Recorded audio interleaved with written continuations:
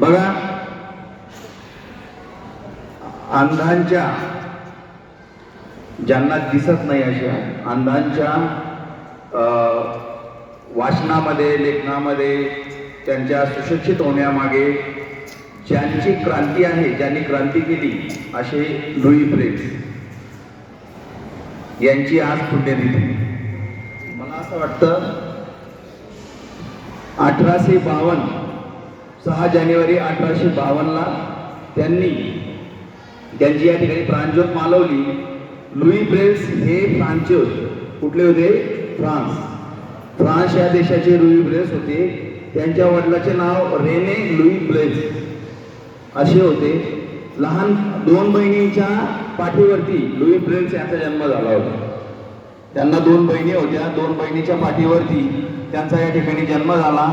घरात अतिशय ते लाडके होते. त्यांच्या वडिलांचा व्यवसाय घोड्यांच्या चामडीपासून विविध वस्तू बनवणे, विविध प्रोडक्ट्स बनवणे असा त्यांच्या वडिलांचा व्यवसाय होता. कोणाचा?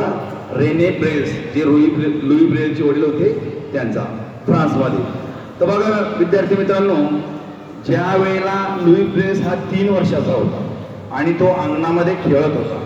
खेळत असताना वडिलाचं नेहमी लक्ष लुई ब्रेलवरती असायचं आणि खेळता खेळता असं एकदा काय झालं की तिथं पडलेले धारदार टोकदार अशी वस्तू होती. 3 वर्षाच्या लुई ब्रेलला ते समजलं नाही की नेमकी कशाची वस्तू आहे. त्यांनी ती वस्तू हातात उचलली आणि खेळता खेळता ती वस्तू त्याच्या डोळ्यात चालल्या गेली आणि काय झालं, त्याच्या डोळ्याला इजा झाली. लगेच त्याच्या वडिलांनी त्याला घेतलं आणि जवळच्या नजीकच्या हॉस्पिटलमध्ये ते गेले. त्यांनी त्याच्यावर उपचार केले. उपचार केल्यानंतर त्या ठिकाणी त्याला थोडं बरं वाटू लागलं. पण गंमत अशी झाली, बरं जरी वाटू लागलं पण काही दिवसानं त्याच्यामध्ये इन्फेक्शन तयार झालं त्या डोळ्यामध्ये आणि त्याचं इन्फेक्शन दुसऱ्या डोळ्यात गेलं. अशा रीतीने लुई ब्रेल हे काय झाले, कायमस्वरूपी त्यांना दिसणं बंद होऊन गेलं. मात्र लुई ब्रेल हे थांबले का? नाही. ते एक शिक्षक होते. ते एक शास्त्रज्ञ होते. ते एक चांगले विचारवंत होते. ते एक चांगले लेक्चरर होते, प्राचार्य होते. त्यांनी दुनियेला जाताना 1852 मध्ये त्यांनी दुनियेला जाताना निरोप देताना त्यांनी काय केलं, त्यांनी लुई ब्रेल ही जी ब्रेल लिपी आहे यांच्या हातात दिसती, या ब्रेल लिपीचा या ठिकाणी काय केला, आविष्कार केला. म्हणजे फक्त बोट जरी फिरवले तरी आपल्याला या ठिकाणी वाचता येतं.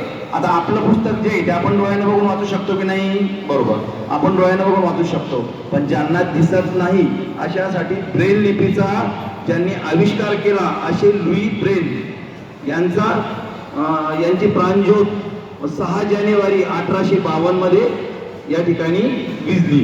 अशा या महान शास्त्रज्ञाला आपण या ठिकाणी श्रद्धांजली, आदरांजली देणार आहोत. तत्पूर्वी या ठिकाणी सनांशे सर आपल्याला थोडक्यात मार्गदर्शन करणार आहेत. आपण त्यांचं मार्गदर्शन या ठिकाणी ऐकणार आहोत.